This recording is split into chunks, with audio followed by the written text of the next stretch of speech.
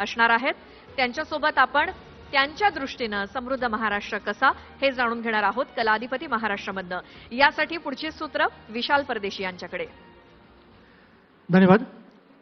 नमस्कार, मी विशाल परदेशी. मंडळी, समृद्ध महाराष्ट्र या अनुषंगाने आज चर्चा करत असताना कलाधिपती महाराष्ट्र याबद्दल देखील बोललं गेलं पाहिजे.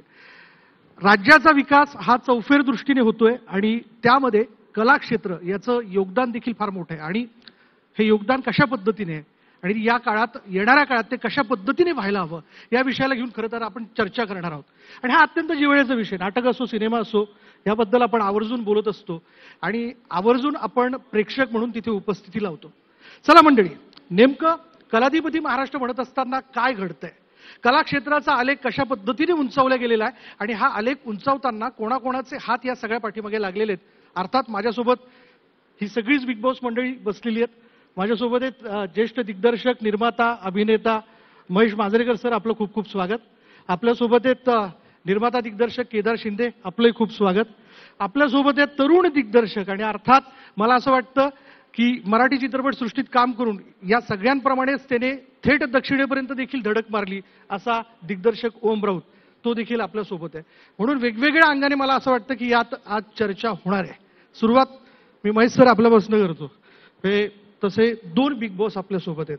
एक बिग बॉस ज्यांना आपण एका पर्वात बघितलेलं आहे, म्हणजे ते झापायचे, बोलायचे, त्यांचा आवाज देखील असायचा. आणि एक बिग बॉस जे गेल्या पर्वाचे करते धरते ते देखील बसलेले. तू देखील बिग बॉस आहे, यात काही शंका नाही. पण मी सुरुवात यासाठी करतो की आम्हाला पहिले ब्रेकिंग न्यूज हवी असते. गेल्या वेळी महेश सरांनी विचारता विचारता एक प्रश्न असा विचारला साहेबांना की त्यातनं जी काही आग लागली ते आज तागे ती आग कशा पद्धतीने पुढे स्वरूप घेते याचं उत्तर आम्ही शोधतोय. काय म्हणजे काय त्याचं स्वरूप काय आता नेमकं? नमस्कार. एक तुम्ही पॉडकास्ट सुरू केला, त्या बातमीमुळे मी पॉडकास्ट बंद केलाय थोडे दिवस. ते इट वॉज जो मला वाटतं महाराष्ट्रातल्या प्रत्येक मराठी माणसाच्या मनातला प्रश्न आहे तो मी त्यांना विचारला आणि तो त्याचं अशी रिॲक्शन होईल कधी विचारच केला नव्हता. बरोबर. पण मला कायम वाटतं आपली हिस्ट्री आहे आपल्याकडे की का दोन भाऊ एकत्र येऊ शकत नाही. बरोबर. It is from Mahabharat. हो. तर ते why do we repeat history, why don't we change history? आता नेमकं काय स्टेटस आहे त्या सगळ्या गोष्टी? ते मला काही माहिती नाही, कारण मी त्याला कनेक्टेड घेऊन पुढलाच एक जिव्हाळ्याचा प्रश्न विचारणार आहे जो फार चर्चेत आहे. कुठला?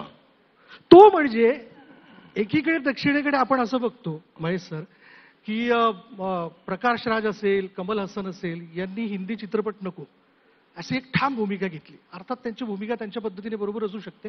आपल्या भाषेबद्दलचं आपलं प्रेम असतं, अस्मिता असते, अभिमान असतो, स्वाभिमान असतो. आज आपल्याकडे मराठी भाषा सक्ती या विषयाला घेऊन कलावंत स्टँड घेत नाहीयेत. बापरे, असा एक थेट आरोप आहे. नाही, कलाकार स्टँड घेत नाही पेक्षा काय असतं की we are in a field where काही पॉलिटिकल मत देणं पण थोडंसं डिफिकल्ट होऊन जातं. आणि तुम्ही त्या व्यासपीठावर असता असं काय करता? नाही, व्यासपीठावर असतो पण ते पॉलिटिकल नाही. म्हणजे एक मित्र म्हणणं असतो तिथे. मला विचाराल तुम्ही माझं म्हणणं काय आहे, तर माझं म्हणणं आहे की दोन भाषा आहेत. मी एक सिनेमा काढलेला शिक्षणाच्या आईचा घो नावाचा, कारण मला ते प्रेशर्स मुलांवर माहिती आहेत काय अभ्यासाचे, त्यांच्यावर तिसरा विषय लादायचा का. माझं म्हणणं आहे की तुम्हाला हिंदी पहिलीपासून शिकवायची शिकवा की, पण जर का मला फक्त दोनच भाषा हव्यात तर ती मला दोन भाषा ठेवायची मुभा असावी. एखादी काही मुलं हुशार असतील त्यांना पहिलीपासूनच तीन भाषा हव्या असतील त्यांना घेऊ द्या की तिसरी भाषा. माझं म्हणणं आहे की त्यांना काही म्हणजे मला नाही माझ्यात मेंटल कॅपॅसिटी की तीन भाषा शिकायची. आम्ही पण शिकलो की हिंदी. एकतर बरं, हिंदीच्या विरुद्ध काहीच नाही ना की आम्ही त्याच इंडस्ट्रीमध्ये काम करतो. माझं फक्त म्हणणं ते आहे की ते दोन भाषा शिकत होते, त्यांच्यावर एक ॲडिशनल भाषेचा बोजा टाकायचा का. आज आत्ता परवाची बातमी आहे, कुठल्या तरी NETला मार्क कमी मिळाले म्हणून एका वडिलांनी आपल्या मुलीला ठार मारलं. हो, ती बातमी खूप चर्चेत होती. म्हणजे ह्या वयात ती फक्त सराव परीक्षा होती. हो ना, पण मला कॉम्प्लेक्सेस देता ना तुम्ही. म्हणजे माझा खूप कॉम्प्लेक्सेस आहेत आयुष्यात. माझा नंबर देणं हा मला सगळ्यात मोठा हे होतो की हा पहिला आणि तो दुसरा. म्हणजे कोणी ठरवायचा हा पहिला आणि दुसरा? बरोबर. म्हणजे तो शाळेत चांगले मार्क म्हणून पहिला आणि दुसरा का? तो कदाचित स्पोर्ट्समध्ये चांगला असेल, तो कदाचित म्युझिकमध्ये चांगला असेल. सो डोंट जज. तुम्ही ग्रेड द्या. ग्रेड दिले ना की तुम्ही कुठेतरी मी ह्या ग्रेडमध्ये आहे, कलेक्टिव्ह मी कुठेतरी आहे, याचा एक हे असतो. त्यामुळे मी शिक्षणाच्या बाबतीत माझी जरा मतं टोकाची आहेत पण तेच मी खूपच, म्हणतो, आणि जी माझ्या तुमची पिक्चरमध्ये आली आहे. काय म्हणजे नेमकी ठाम भूमिका आहे हिंदी भाषा सक्तीबद्दल तुमचं काय म्हणणं आहे? नाही, माझं म्हणणं आहे की भाषा सक्ती नको. ज्यांना घ्यायची असेल तिसरी भाषा त्यांना घेऊ द्या की, पण दोनच भाषा मी शिकेन हा माझा राईट आहे, ती मुभा त्यांना द्यावी. बरं. ज्यांना शिकायची असेल त्यांना तिसरी भाषा शिकू दे की. बरोबर. माझं म्हणणं आहे की बाकीच्या पण भाषा, म्हणजे मला आता इतक्या वर्षानंतर मी अजूनही विचार करतो की टुंड्रा रिजनमध्ये किती पाऊस पडतो, काय मला फरक पडतोय. त्याच्यासाठी डोकं खाल्लंय की मी आयुष्यात मार खाल्लाय टीचरचा, घरून कमी मार्क मिळाले जॉग्रफीमधून. एकच विषय कंपल्सरी करावा आपल्या महाराष्ट्रात, जो मला वाटतं सिविक्स, जे कोणालाही येत नाही ते. म्हणजे रस्त्यात कचरा टाकू नये हे आत्ता त्यांना शिकवायला हवं. जोरदार टाळ्या झाल्या पाहिजेत मित्रांनो. खरं तर सिविक्स हा कोण बंदच झाला विषय. म्हणजे जे आज गाडी चालवताना ओव्हरटेक कुठून करायची काही नाही, त्यांना कुठलाही सेन्स नाही. बर, तो सिविक्स कंपल्सरी करा. म्हणजे कसं आहे की मी ह्याच इंडस्ट्रीमध्ये, म्हणजे मी हिंदी माझी कशी चांगली होईल याचा प्रयत्न करतो की, पण महाराष्ट्रात मला I am a very proud Marathi. सक्ती नको, माझं फक्त ते म्हणणं आहे. तुम्ही इम्प्लिमेंट करा की पहिली ते तिसरी कोणाला हिंदी शिकायचंय शिका, तिसरी भाषा कंपल्सरी नाही. ज्यांना घ्यायची आहे घेऊ दे. बिलकुल. ओम, काय नेमकं वाटतं? म्हणजे तू तर सगळा चौफेर प्रवास केलेला आहे. हिंदी भाषा सक्तीच्या विषयाला घेऊन ही जी एक ओरड होताना दिसते की आतापर्यंत कलावंत, दिग्दर्शक, तुम्ही मराठी भाषेवर प्रेम करणारी माणसं आहात, त्यातल्या कलाकृती तुम्ही उभ्या केलेल्या आहेत, व भाषा सक्तीबद्दल तुम्ही का बोलत नाही? खरं सांगायचं तर नमस्कार. सर्वप्रथम मी न्यूज 18 लोकमत आणि तुझे खूप आभार मानतो की आम्हाला इथे तू या कार्यक्रमामध्ये बोलवलंस आणि खूप छान सगळं चाललंय. खरं सांगायचं तर मला आय एम कम्प्लिटली पॉलिटिकल, त्यामुळे मला हा विषय जो चालू आहे त्याच्याबद्दल थोडं आज टी व्हीवरती बघून आणि या सगळ्या गोष्टीवरती माहिती आहे.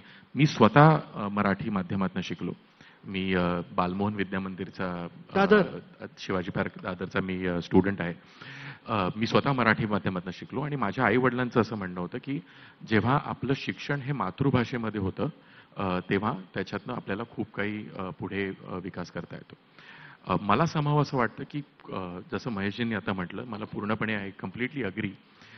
खरं सांगायचं मला पॉलिटिकल अँगल्स काही कळत नाहीत, परंतु एक गोष्ट मी नक्की सांगू शकतो की कुठल्याही भाषेत असेल किंवा कुठल्याही गोष्ट शिकण्याच्या, ज्याला इलेक्टिव्ह आपण मेरिट म्हणतो, तर त्याचा अधिकार आपल्या सर्वांना असायला पाहिजे की मला जर कुठली भाषा शिकायची आहे, जर किंवा मला कुठला एक विषय शिकायचा आहे किंवा एक पर्टिक्युलर, म्हणजे मला सायन्स, मॅथ आणि याच्यामधले काही पर्टिक्युलर एक स्पेशलायझेशन करायचं असेल, तर ह्या प्रत्येक गोष्टी इलेक्टिव्ह असण्याची गरज मला दिसते.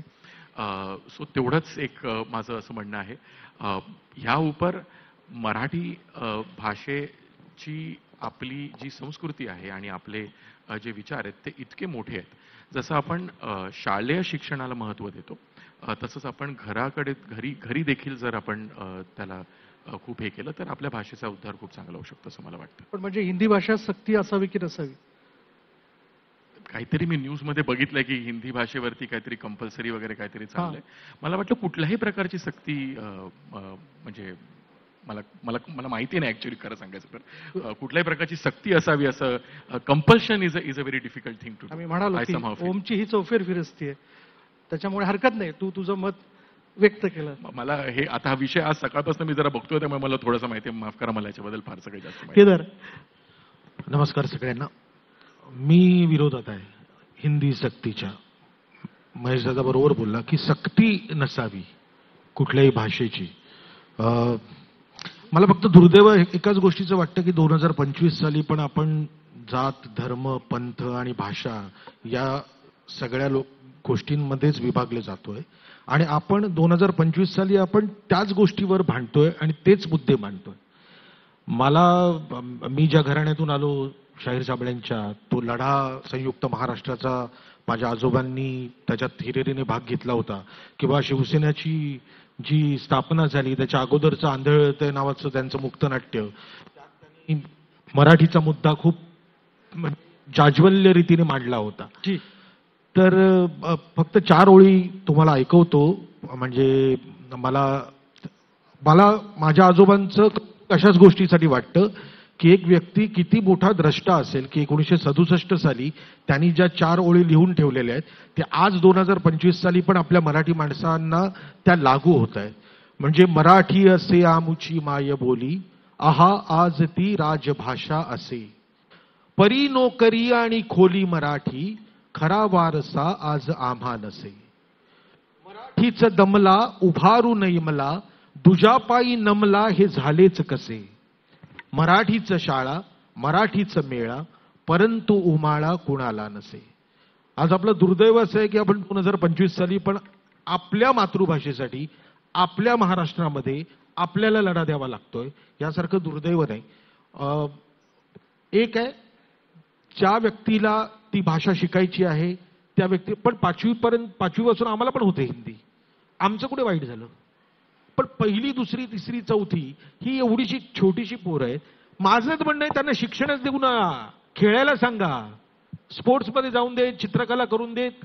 त्या पहिल्या 4 वर्षांमध्ये एवढं अभ्यासाचं ओझं त्यांच्यावर टाकायचं कशाला. जे एवढं ओझं आहे त्याच्यावर आणखीन एका भाषेचं ओझं कशाला. तर मला राहून एकच वाटतं की हा भावनिक मुद्दा झाला की मी मराठी आहे आणि मला महाराष्ट्राबद्दल प्रेम आहे आणि मराठीबद्दल मला अभिमान आहे म्हणून मी त्याच्यासाठी लढा देतो. हा भावनिक मुद्दा झाला. पण प्रॅक्टिकली विचार करायला ते जे वय आहे ते खरं तर शाळेत न जाण्याचं वय आहे. पण आपल्याकडे कुठे ना कुठेतरी आपण त्यांना शाळेत पाठवतो का, तर एक सवय लागावी, लोकांबरोबर मिसळण्याची सवय लागावी.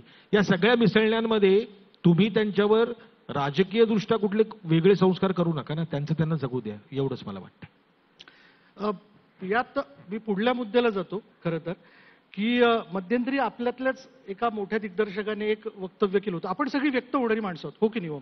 आपण आपल्या कलाकृतीतनं, चित्रपटातनं, महेश सर, आपण व्यक्त होत असतो, वास्तव मांडत असतो, आपल्याला जे म्हणायचं ते मांडत असतो, थेटपणे मांडत असतो, न घाबरता मांडत असतो. अघोषित आणीबाणी आहे असं एक वक्तव्य मध्यंतरी झालं होतं. काय वाटतं तुम्हाला, खरंच तसं आहे? नाही, व्यक्त होणं कठीण? मला नाही वाटत. काही काही निर्णय घेतात पण त्यांना ते राईट की रॉंग हे नंतर कळतंच की ते रॉंगच आहेत म्हणून कोणी घेत नाही ना. एक राईट म्हणूनच एक डिसिजन घेतला जातो. पण मला असं वाटतं की त्याचा आधी जरा विचार केला असता ना तर हे जास्त बरं झालं असतं. मी खूप व्यक्त होतो सिनेमामध्ये. मला ज्या दिसतात गोष्टी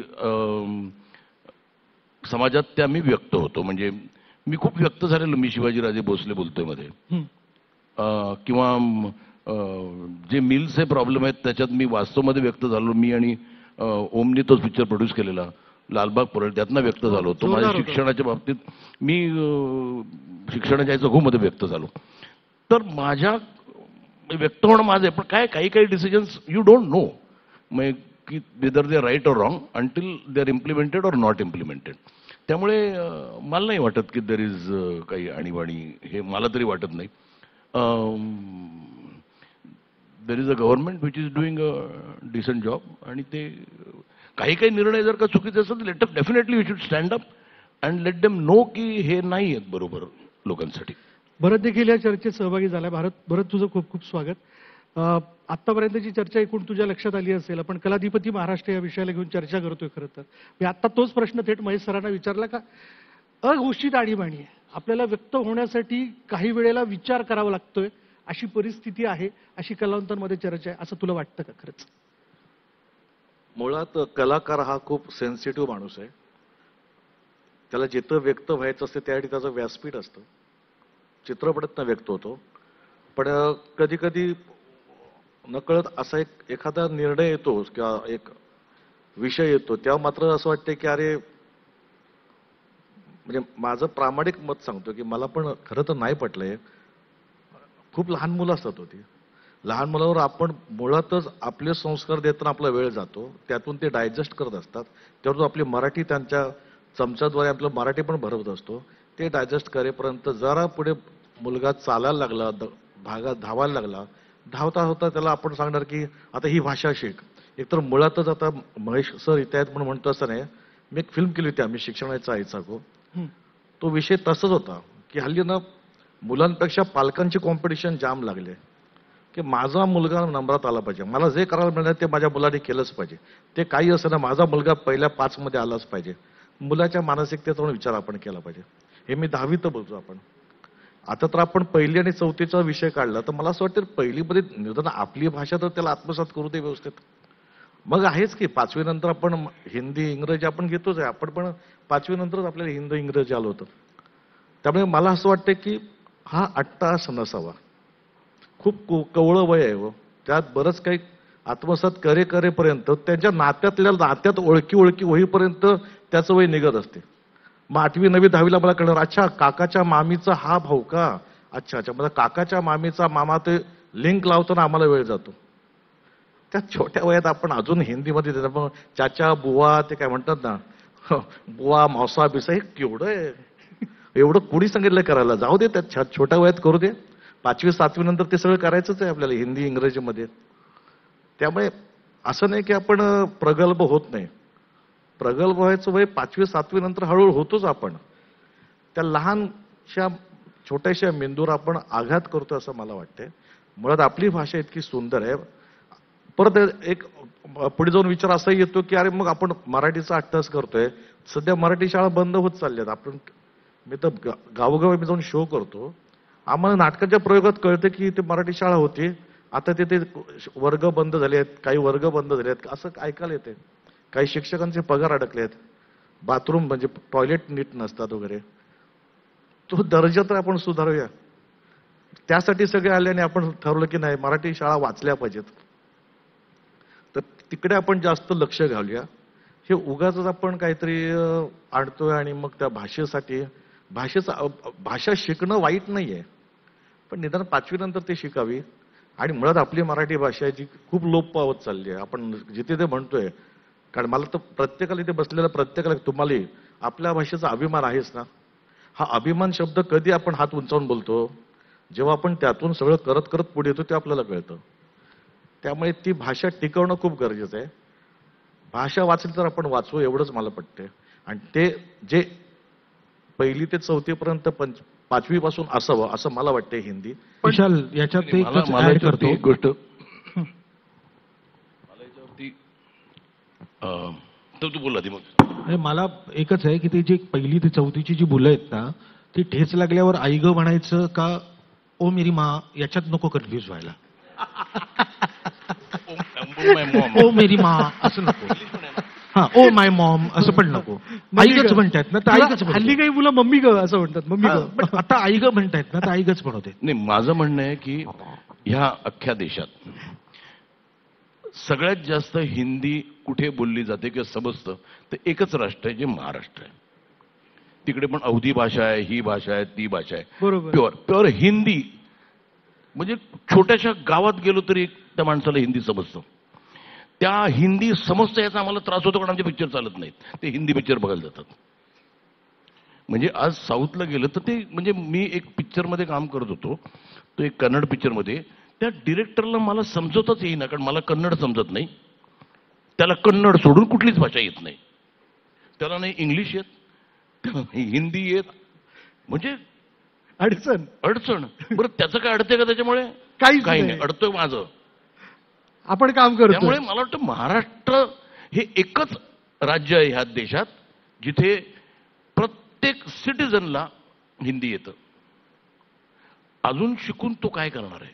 म्हणजे कंपल्शन करून. माझं म्हणणं नाही ज्यांनी शिकायचं त्यांनी शिकावं की. मी तेही म्हणतो की तुम्हाला 1ली पासून 3री पर्यंत करायचंय करा की, पण आम्हाला ऑप्शन द्या की आम्हाला 2च भाषा हव्यात. मला 3री नको. ज्याला हवी 3री त्यांनी घ्यावी की हिंदी. मोर्चात सहभागी होताय तुम्ही? असलो तर म्हणजे एक मोर्चात सहभागी मला वाटतं मोर्चात असलो की सहभागी. काय भरत मी होताय? होतोय, हो. तो बरंच होतोय. केदार होतोय. जाणार आहे? माहित नाही. ह्याचं एक वेगळं परिसंवाद घ्यावं लागेल. नाही हरकत नाही. ओमचं फार मोठ्या म्हणजे तुमच्याप्रमाणेच मोठ्या स्केलवर काम सुरू असतं. पुढल्या मुद्द्याला आपण हात घालूयात. चला या मला वाटलेलं आपण काहीतरी सिनेमा नाटक बद्दल बोलणार आहोत. नाही मी सुरुवात केली. मी म्हटलं काही ब्रेकिंग मिळते का? दरवेळी तुम्ही ब्रेकिंग देता ना, म्हणून म्हटलं सगळ्यांच्या उपस्थित काही वन लाईन मिळाली तर उत्तम. हेडलाईन काढूयात म्हटलं आपण. दिली तुम्ही तशी ती. दिली ना तुम्ही बातमी दिली. नाही, प्रतिक्रिया दिलीच की हो, दिलीच की. मी आपलं म्हटलं सिनेमा कुठं राहिला आता हो मी ते असाच त्याच्याकडे दुर्लक्ष होतंय मराठी सिनेमाकडे. बरं म्हणजे इथे आपण सुरू करूया सिनेमाबद्दल. चला मी काही आकडेवारी तुमच्या समोर ठेवतो. 2023 मध्ये 91 चित्रपट प्रदर्शित झाले, 2024 मध्ये 111 आणि 2025च्या पूर्वार्धात 27 जून अखेरीस 57 चित्रपट प्रदर्शित झाले. त्यामध्ये आता थांबायचं नाही, गुलकंद जाराणींना एक चांगला प्रतिसाद मिळाल्याचं आपण बघितलं. गेल्या याच्यात बाई पण भारी देवाला देखील उत्तम प्रतिसाद मिळाला. काय सगळं व्यवस्थित आहे? काय वाटतं नेमकं तुम्हाला? नाही, आपण काय करतो माहिती ना, आता जनरलाइज करतो. मराठी सिनेमे इतके चालले, ते पर्सेंटेज हिंदीचं पण आहे हो. हिंदी पण काही 100% पिक्चर चालत नाही ना, तिथे पण 4 आणि 5% पिक्चर चालतात. बरं, हे जे काही हल्ली एक गॅसचा फुगा आहे ना, साऊथच्या फिल्म चालतात, तो खोटा आहे. 10 वर्षात पॅन इंडिया फक्त 8 साऊथचे पिक्चर चाललेत 10 वर्षात. बर ह्याचा बाऊ हे आमच्या हिंदीवाल्यांनीच केलेला आहे. आणि आपण म्हणतो एक उडता तीर, तसा यांनी तो आपल्या पायात मारून घेतलेला आहे. There is enough space for anybody and everybody. Problem फक्त मराठी सिनेमाचा काय होतो महाराष्ट्रात, परत मी त्याच मुद्द्यावर येतो की ह्या राज्यात हिंदी सगळ्यांना कळत असल्यामुळे जो उठतो तो म्हणजे त्याला मराठी सिनेमाला जागा तरी मिळायला पाहिजे कुठल्या थिएटरमध्ये. आणि आपण काय होतंय की थोडेसे आपण बॅकफूटवर जातो. म्हणजे थोडेसे आपण काय म्हणतात न्यूनगंड बाळगतो. कोणी उचलून बोलत नाही ना. बोला की मराठी सिनेमा, महाराष्ट्रात मराठी सिनेमा चालायला नको का, तर कोणी बोलायला नको का. आपण आधी म्हणजे ते हिंदीला सांभाळून मराठी सिनेमा चालतो. बरं, to add insult to injury, आता इथे हिंदीत होतो रिलीज, तमिळ भाषेत पण होतो रिलीज, तेलुगूमध्ये होतो रिलीज, भोजपुरी होतो रिलीज, इंग्लिश होतो रिलीज, पंजाबी होतो रिलीज, कारण गुजराती होतो रिलीज. गुजराती पण खूप Gujarati as a big market in Maharashtra. त्यात मराठी सिनेमा म्हणजे यावं त्यांनी, माझं काही म्हणणं नाही, पण मराठी सिनेमा आपणच असे घाबरत की आम्हाला थिएटर मिळेल का. महेश मला याच्यात बोल नक्की. ऍक्च्युली सी, आता आपण ज्या विषयावरती बोलतोय त्याच्यावरती मी थोडं काही बोलू शकतो. सो बेसिकली जर just to take your point forward, जर आपण मराठी चित्रपटचा जर विचार केला आणि हिंदी किंवा अमराठी चित्रपटांचा जर विचार केला, तर महाराष्ट्र हे असं मार्केट आहे, आणि मी मार्केट हा शब्द फार केअरफुली वापरतो कारण it is a market. Maharashtra हे जे असं मार्केट आहे की ज्याच्यामध्ये 100% ओव्हरलॅपिंग आहे. की जसं तू म्हणालास 100% ओव्हरलॅपिंग ऑफ ऑडियन्स आहे. जितके लोक मराठी चित्रपट बघतात ते सर्व लोक हिंदी चित्रपट देखील बघतात. सो फक्त मराठी एक्सक्लुझिव्ह असा ऑडियन्स आपल्याकडे महाराष्ट्रामध्ये किंवा जगात होतच नाही. त्याचं कारण सांग. नाही, सांगतो. कारण हिंदी येतं कारण सगळ्यांना हिंदी येतं. करेक्ट. सो आपल्याकडे 100% ओव्हरलॅपिंग ऑडियन्स आहे. मुद्दा नंबर 1. मुद्दा नंबर 2, जर आपण महाराष्ट्र आणि एक साऊथचा कुठलं स्टेट भरूया, से फॉर एक्झाम्पल आपण आंध्रा पकडूया, आंध्र प्रदेश जर आपण पकडलं, तर महाराष्ट्रामध्ये नंबर ऑफ थिएटर्स हे साधारणपणे 700 आहेत. नंबर ऑफ स्क्रीन्स जर आपण बघितले ते साधारणपणे 1150च्या आसपास स्क्रीन्स आहेत. साऊथ इंडियामध्ये देखील साधारणपणे 1150च्या आसपास स्क्रीन्स आहेत. 1200 स्क्रीन्स आहेत आंध्रामध्ये. करेक्ट. सो महाराष्ट्रामधले स्क्रीन आणि आंध्रामधले स्क्रीनमध्ये ऍक्च्युली 100चा फरक आहे. आंध्रामध्ये 100 स्क्रीन अधिक आहेत. महाराष्ट्राची लोकसंख्या जी आहे ती 128 मिलियन आहे, म्हणजे साधारणपणे 1.2 करोड जितकी महाराष्ट्राची लोकसंख्या आहे. एकूण साऊथ मधल्या थिएटरची संख्या बघितली तर येतो त्याच्यावरती. आपण एक स्टेट वाईज जाऊया. आंध्राची लोकसंख्या ही महाराष्ट्रापेक्षा अर्ध्यापेक्षा कमी आहे, साधारणपणे 53 मिलियन जितकी आहे. सो एव्हरी 10 मिलियनच्या मागे जर आपण महाराष्ट्रामध्ये बघितलं तर आपल्याकडे 8 थिएटर्स आहेत. परंतु साऊथमध्ये ती संख्या जाते साधारणपणे, म्हणजे आंध्र प्रदेश स्पेसिफिकली ती संख्या जाते 21 मध्ये. So number of theatres that play cinema in Maharashtra versus Andhra Telangana is म्हणजे 1/3 आपल्याकडे हे आहे. पहिला मुद्दा. दुसरा मुद्दा महत्वाचा असा की जर आपण काय म्हणतात ते ह्याची जर डिव्हिजन केली की how many people watch films. Correct. So ह्या 2024 साली आपल्याकडे 157 युनिक तिकीट बायर्स होते सिनेमा हॉलमध्ये. 157 मिलियन लोकांनी चित्रपट बघितला, विच इज ओनली 11% ऑफ आवर 11% भारताच्या लोकसंख्या. 140 कोटीची आपली लोकसंख्या आहे. बरोबर. त्यापैकी फक्त 15 कोटी लोकांनी चित्रपट हा सिनेमागृहात जाऊन बघितला. ह्यापैकी जर आपण हिंदी भाषेचा जर सेल बघितला तर देर वर अबाउट 900 मिलियन म्हणजे 95 कोटी जितके तिकीट सेल्स झाल्या. याचा अर्थ काय की हिंदी भाषिकांमध्ये प्रत्येक माणसांनी 6 चित्रपट बघितले एका वर्षात. बर करेक्ट. बर. ही संख्या मराठीमध्ये 2 पेक्षा कमी आहे. प्रत्येक मराठी माणूस हा 2 मराठी चित्रपट बघतो ॲट द मोस्ट. हीच संख्या तेलुगूमध्ये 9 आहे आणि हीच संख्या तामिळनाडूमध्ये ही साधारणपणे 8.5 8.6 इतकी आहे.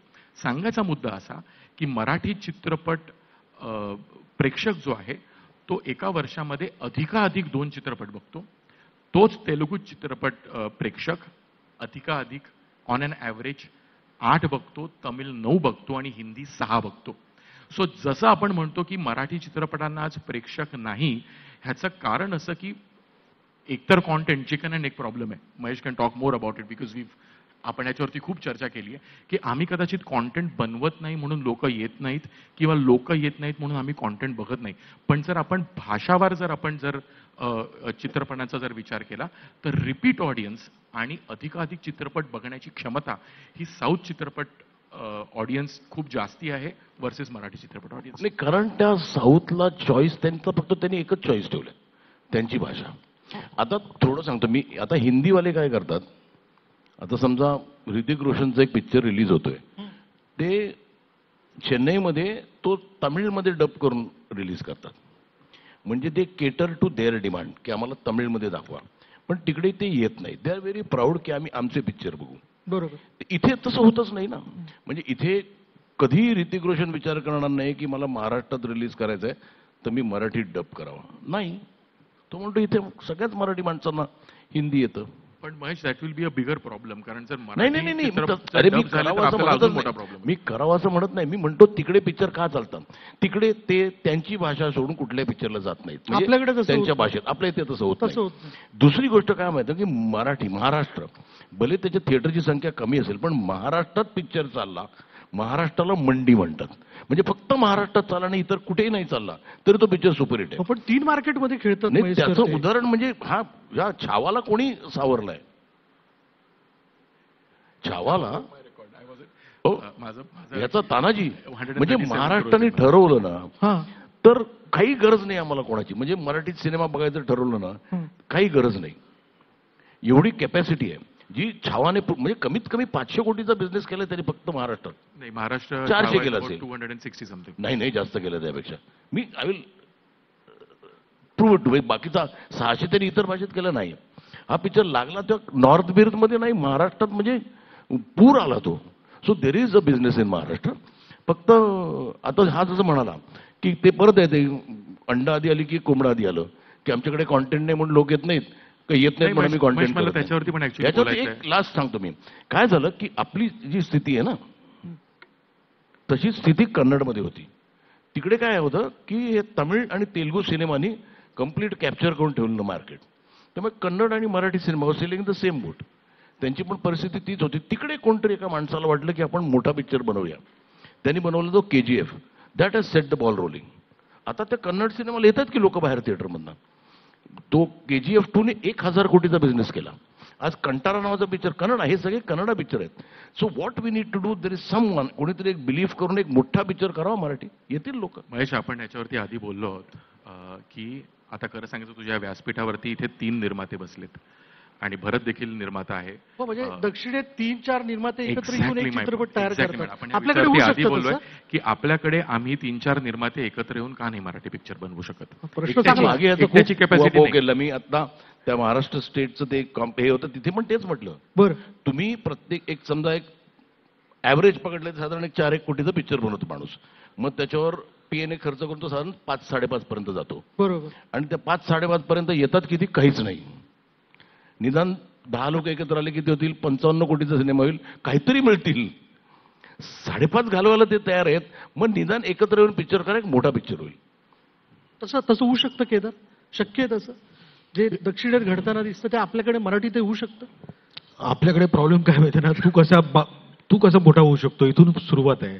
म्हणजे आता ना केदार सी, आता ह्याच्यामध्ये सगळ्यात उजवी बाजू केदारची आहे, कारण आपण जर प्री कोविड आणि पोस्ट कोविड असे 2 फिनॉमिना आहेत, करेक्ट, थिएटरमध्ये. आणि जर पोस्ट कोविडचा जर फिनॉमिना केला तर केदारचं पिक्चर हे सगळ्यात मोठं हायेस्ट ग्रॉसर पिक्चर आहे. आले की लोक तेव्हा चालला की उत्तम. There is an audience, correct, there is definitely an audience. आणि आपण असं म्हणू शकत नाही की मराठी चित्रपटांना ऑडियन्स नाही, कारण का चित्रपट लोकांना बघायचे असतात. पण जेव्हा असे चित्रपट मराठीत बनतात, हा जो 92 कोटीचा जो ऑडियन्स आहे, हा सेम ऑडियन्स ह्यांनी जाऊन छावा बघितला, ह्या सेम ऑडियन्सनी जाऊन तानाजी बघितला. So there is definitely a very strong audience. हो, आणि त्या सेम ऑडियन्सने बाई पण भारी देवा पण बघितलं. नाही, त्याच्याबद्दलच बोलतोय मी. हा. तोच 92 कोटीचा ऑडियन्स, त्याच्याबद्दलच बोलतोय. अगदी. भरतकडे तो थोडंसं तुझं. हा नाही बरं. नाही, बोल ना. नाही, म्हणूनच मी म्हटलं ना की जी महेश दादाची कल्पना मागे आम्ही एका परिसंवादामध्ये होतो तेव्हा पण हीच गोष्ट तो बोलला होता. आणि ती अत्यंत करेक्ट गोष्ट आहे की एक 4 ते 5 निर्माते एकत्र येऊन जर एक मोठा सिनेमा केला आम्ही, पण महेश दादाला पण अनुभव असेल की त्यांनी ज्यांच्या निर्मात्यांकडे काम केले ते पुढच्या सिनेमाला दिग्दर्शक झालेत. त्यामुळे त्याला माहिती आहे की महेश दादानी त्या निर्मात्याबरोबर काम केल्यानंतर पुढच्या सिनेमात तो दिग्दर्शक म्हणून स्वतःची सिनेमा करतो. नाही, तू दिग्दर्शक होताच. अरे, माझं पहिलं पिक्चर आम्ही एकत्र प्रोड्यूस केलं, त्याच्या महेशने डिरेक्ट केलं. त्याच्यानंतर तुला दिग्दर्शनाची पहिल्यापासून आवड होतीच, पण मी असंख्य निर्माते त्याचे असे बघितलेले आहेत जे पुढचे दिग्दर्शक झालेले आहेत. हा प्रॉब्लेम आहे ना की आपली कुवत काय किंवा आपल्याला काय येतं याचा विचार करून जर काम केलं ना तर सोपं आहे. आता मी एक निर्माता आहे आणि मी एक दिग्दर्शक आहे, पण मला अभिनय येतो, म्हणून मी जर अभिनय पण केला तर मला माहिती आहे की मी खड्ड्यात पडणार आहे. तर त्यापेक्षा तिथे त्या साईडला जायला नको. म्हणजे अशा आग्रह धरणारी मंडळी असतात का? असे 4 निर्माते जर एकत्र आले आणि त्यांनी, प्रॉब्लेम काय माहिती ना, तर 4 निर्माते एकत्र आले आणि महेश दादा त्याच्यात एक असेल, तर मग मी असा विचार करायचा महेश दादापेक्षा मी चांगला दिग्दर्शक आहे ना, मी चांगला करेन ना सिनेमा. हा असं नाही होऊ शकत ना. एक फेथ, एक विश्वास, पण तो विश्वास जो पानिपतमध्ये मेला ना, तो अजून सतवतोय आपल्याला. अच्छा, ते अजूनही ते सत्र सुरूच आहे. बिलकुल बरं आहे, तोच विश्वास आहे. भरतचं बरं आहे बाबा. काय म्हणजे सिनेमाच्या निर्मितीत तसं भरतने पडायचं. ही चर्चा ऐकल्यानंतर पडायचं नाही हे पहिलेच ठरवलं होतं ना. आताही भूमिकेवर काम तो आता पटकन बस काढेल आणि 2-4 दौऱ्याच्या ठरला बुवा, दौरा ठरला बुवा. म्हणून भरत, तू नाटकाच्याच निर्मितीपर्यंत थांबलास असं काही आहे का? अगदी बरोबर आहे. पण चित्रपटाचा विषय आहे म्हणून मी सांगतो की जसं आता महेश सर म्हणाले ना की 4-5 निर्मात्याने एकत्र येऊन चित्रपट करावा, खरंच चांगली गोष्ट आहे. मी वर जाऊन सांगेन की त्या 4-5 निर्मात्यांकडे ज्यांनी कामं केली आहेत, आता उदाहरणार्थ मी सरांकडे पण केलंय, केदारकडे पण काम केलंय, तर माझ्यासारखं अभिनेत्याने ठरवायला पाहिजे मी जर या पिक्चरमध्ये नसलो तर या पिक्चरचं प्रमोशन मी मात्र करणार. ते कोणी, बरोबर आहे, ते कोणीच करत नाही. ते करायला हवं. आपले इथे फेल्युअर्स सेलिब्रेट करतात. पडला का रे? नाही. आणि मेन म्हणजे कसं माहितीये ना की ते स्वतःचं प्रमोशन पण नाही करत. स्वतःच्या सिनेमाचं प्रमोशन असेल ना तर बरेच नट आहेत ते करत नाहीत. आणि आपल्याकडे एक वेगळा ट्रेंड आलाय ना, आजकाल फक्त सोशल मीडियावरच पिक्चर हिट होतो. मराठी पिक्चर खरं घराघरात हिट व्हायला पाहिजे ना, तो आजकाल इंस्टाग्राम आणि फेसबुकवरच हिट झालेला असतो आपापसात. पण मग भरत, नाटकामध्येच निर्मिती तिथेच रमायचं ठरवलंय काय नेमकं? नाही, असं काय नाही. मी नाटकात मी स्वतः करतो. माझ्या नाटकाच्या प्रयोगाला इंटरवलला मी पुढच्या आठवड्यात कोणाचं नाटक आहे तेही अनाऊन्स करतो. माझ्या नाटकाचे प्रयोग तर अनाऊन्स करतोच, पण पुढच्या आठवड्यात ह्याच थिएटरला अमकं नाटक आहे. मी विचार करतो की निदान आता माझ्या ऑडियन्स जो बसला माझ्या नाटकाला त्याने तो विचार करतो, अरे पुढच्या शनिवारी इकडे याच थिएटरला हे पण नाटक आहे. जस्ट विथ दॅट टच करतो. तसं जर आपण आपल्या, म्हणजे मला असं वाटतं की आपल्या सगळ्या जर 5 निर्माते एकत्र, 4 निर्माते एकत्र येऊन एक चांगली कलाकृती होणार असेल, मग त्या कलाकारांनी पण हा विचार करायला हवा. जसं दिग्दर्शकांमध्ये चाललंय की भले मोहम्मद तो पिक्चर मी नाही डिरेक्ट करणार, तूच कर, कारण हा तुझ्या स्टाईलचा चित्रपट आहे. तसं कलाकारांनी पण विचार केला पाहिजे की हा मी यात नसलो तरी चालेल, पण माझा हक्क बनतो की ह्या पिक्चरचं प्रमोशन मी करणार आहे. असं प्रत्येकाने जर केलं तर मला असं वाटतं ते खूप असं ज्वलंत वाटेल. आणि अरे एकदा काम होतं, पाहून तर येऊया. एकदा याच पाहायला, कारण ज्या 5 निर्माते एक चांगला विचार करतात तो विचार खूप चांगला असतो म्हणून ते 5 निर्माते एकत्र आले असतात आणि तो विषय चांगला असल्यामुळे कलाकार एकत्र आले असतात. फक्त एकत्र येण्याची गरज असते तुमची सगळ्यांची आणि तुम्ही याल आणि तुम्हाला आवडेल याची खात्री आहे. तर प्रेक्षकांना किती दिवस आपण दोष देणार आहोत? प्रेक्षक येत नाही नाही येतात प्रेक्षक. नाही, प्रेक्षकांना आम्ही कधीच दोष देत नाही, नाही. कधीच नाही. येतात ना लोक, आले की ह्याच्या पिक्चरला आले की, म्हणजे नटसम्राटला आले की, काकस्पर्शाला आले की, आता जुनं फर्निचरला आले की. प्रेक्षकांना दोष देण्यात पॉईंट नाही. काय असतं की तुम्ही आमच्या पिक्चर हा जो क्वालिटी ना, it is David versus Goliath. एका ठिकाणी ते साऊथवरून आलेले डब केलेले असे काही ठीक, पण काही अगदी मला नावं नाही घ्यायची असे पिक्चर बघतायत की त्यांचं बजेट मोठं आहे. तो तो तो आम्ही, आणि तेच म्हटलं ना की 5 निर्माते एका प्रोजेक्टसाठी येऊ नये. मी म्हणतो 10 लोकांनी पैसे टाकून एक बँक बनवा, मग त्याच्यात बघा की कोण कोण विषय देणार. खूप विषय आहेत जी लोक करायचं त्यांची इच्छा आहे पण बजेटमुळे होत नाहीत ना. So they can be a big force. म्हणजे या 50 निर्मात्यांनी एकत्र येऊ. मी 5 का म्हणतोय? मग त्यांचं कॉन्ट्रीब्युशन तेवढंच असावं जे त्यांच्या पिक्चरला टाकतात ते. समजा 5 कोटी मी टाकतोय, आज त्याचे 50 निर्मात्यांनी एकत्र आले तर 250 कोटीचा फंड असतो माझ्याकडे. मग त्याच्यात तुम्ही एक 50 कोटीचा पण पिक्चर करू शकता, एक 10 कोटीचा पण करू शकता की. म्हणजे जसं त्या पिक्चरला त्याची गरज आहे. आज मी एक 50 कोटीचा पिक्चर करायचं म्हटलं तर उभा कोण राहणार आहे करायला तो? मी पुढल्या मुद्द्याकडे येतो सर, की राज्यातली थिएटरची संख्या आहे 430, पण चालू स्थितीत थिएटर फक्त जे ते 280 आहेत आणि मराठी करता उपलब्ध होतात ते 150. ओम, मी असं ऐकलं, हे खरं आहे का की दक्षिणेमध्ये थिएटरच्या या समस्येला घेऊन, म्हणजे फार पूर्वी त्यांनी दूरदृष्टी ठेवून असं ठरवलं की आपण थिएटर बांधले पाहिजे, तयार केले पाहिजे. म्हणून बहुतांशी निर्माते जे आहेत त्यांना जो प्रॉफिट होतो त्यातनं ते स्वतःचे थिएटर त्यांनी उभे करून ठेवले. नाही, एकदम बरोबर आहे. हा आपल्याकडे खूप सिरियस प्रॉब्लेम आहे आणि हा फक्त मराठीमध्ये नाही, हा प्रॉब्लेम जो आहे हा साऊथ व्यतिरिक्त सर्व राज्यांमध्ये आहे. म्हणजे जर आपण ओव्हरऑल जर भारताचे जर पोस्टल कोड बघितले तर आपल्याकडे साधारणपणे एक 20,000 पोस्टल कोड आहे. 20,000 ऑड काहीतरी नंबर येतो.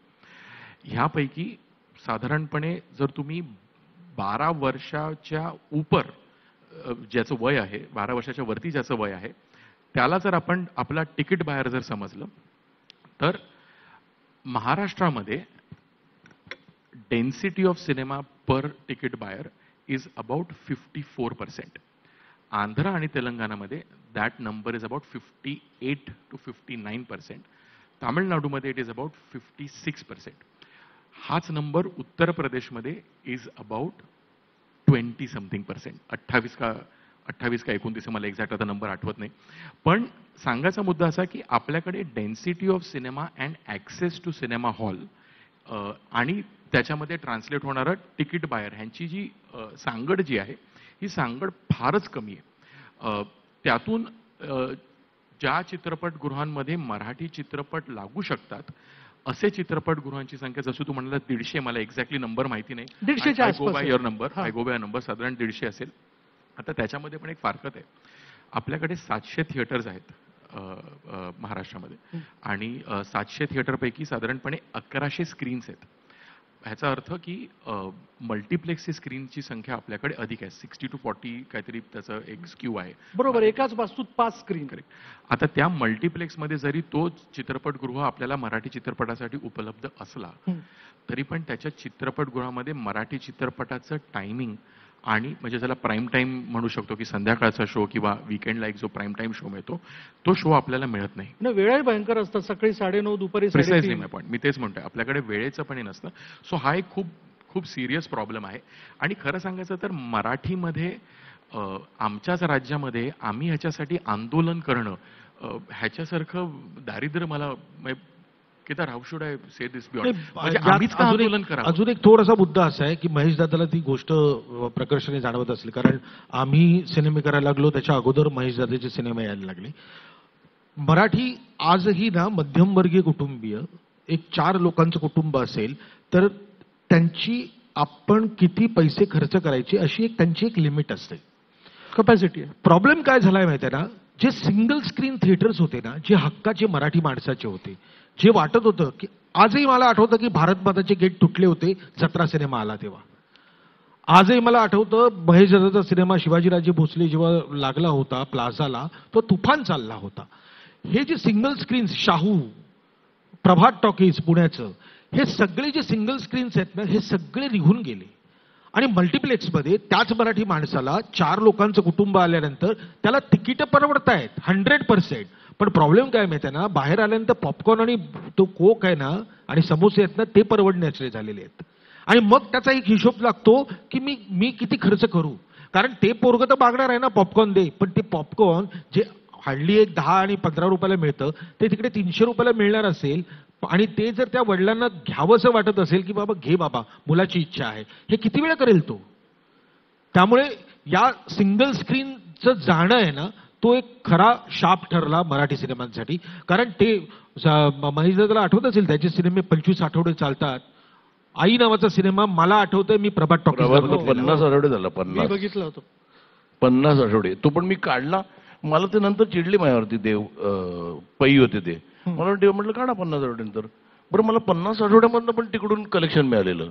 ते म्हणाले कशाला सांगितलं. म्हटलं तुम्हीच विचारलं ना, तुम्ही ठेवायचं की मला कशाला विचारलं. म्हणजे 50 आठवड्यात पण मला तिथून पैसे मिळालेले. पण तेच तुलनेने महेश सर आज त्या सिनेमाला सुद्धा हंगामात येण्याकरता एक 7 दिवस 8 दिवस द्यावे लागतात.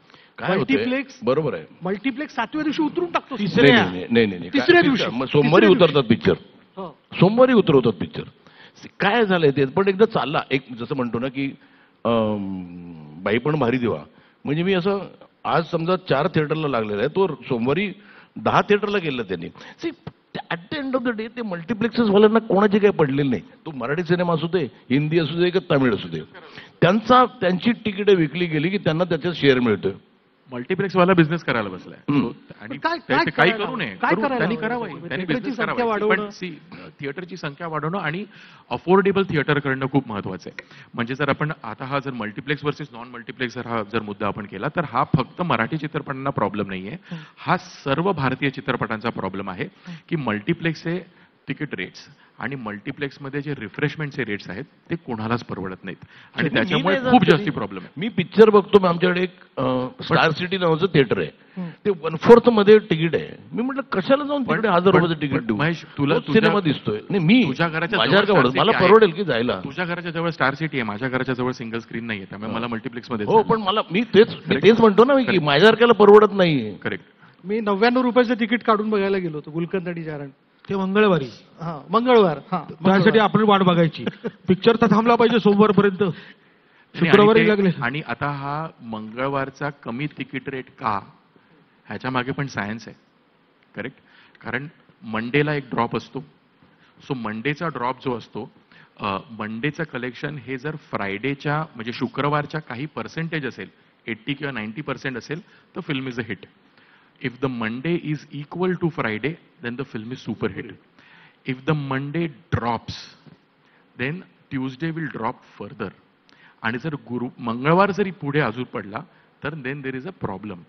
त्यामुळे मंगळवारी हा जो काय स्पेशल रेट जो काय अनाऊन्स केलेला आहे, हा काय आपल्या प्रेमासाठी वगैरे काही नाही. There is a science behind it.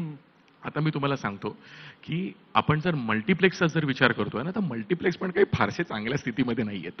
आपण जर 2023चा जर विचार केला तर PVR आयनॉक्सनी एकत्रितपणे जे आता कंबाईंड आहे, त्यांचे साधारणपणे 75 स्क्रीन्स बंद झाले. ह्या वर्षी 24 आणि 25 मध्ये त्यांचे साधारणपणे 80 ऑड स्क्रीन्स म्हणजे साधारण 150 ते म्हणजे 155 स्क्रीन हे त्यांचे बंद झालेले आहेत.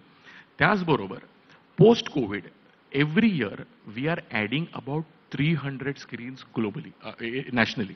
सो आपल्याकडे स्क्रीनची संख्या वाढते, पण आयनॉक्स PVR किंवा जे कुठले मल्टिप्लेक्सेस माझं त्यांच्या विरोधात काहीच नाही, परंतु मल्टिप्लेक्सची संख्या देखील कमी होत चालली आहे. सो ओव्हरऑल थिएटर ऑडियन्स आणि थिएटरमध्ये येणारा प्रेक्षक आणि त्यांचे तिकीट रेट्स आणि रिफ्रेशमेंट्स रेट आणि पार्किंग रेट्स ह्या सगळ्याची सांगड, हे सगळंच एक ओव्हरऑल खूपच बिकट परिस्थिती आहे. हे फक्त मराठी चित्रपटांना प्रॉब्लेम नाही आहे, हा भारतातल्या प्रत्येक चित्रपटांना प्रॉब्लेम आहे एक्सेप्ट साऊथ. कारण साऊथमध्ये सिंगल स्क्रीनची संख्या ही मल्टिप्लेक्सच्या खूप जास्ती अधिक आहे. साऊथमध्ये तिकीट रेट्स आर रिस्ट्रिक्टेड.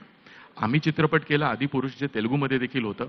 जर आम्हाला 200च्या वरती जर तिकीट रेट न्यायचा होता, आम्हाला 250 तिकीट रेट करायचा होता, त्याच्यासाठी आम्हाला एक स्पेशल परमिशन घ्यायला लागली. त्या परमिशन घेण्यासाठी साधारणपणे 5 ते 6 महिन्याचं पेपर वर्क होतं, जे बरं. आंध्र आणि तेलंगणामध्ये झालं. हे सगळं पेपर वर्क झाल्यानंतर आमच्या बरोबरच राजमौलींनी RRRचं केलं. सो आम्ही एकत्र हे केलं. दॅट इज वाय त्याच्यामुळे आम्ही आमचा तिकीट रेट हा तिकडे अधिक ठेवू शकलो.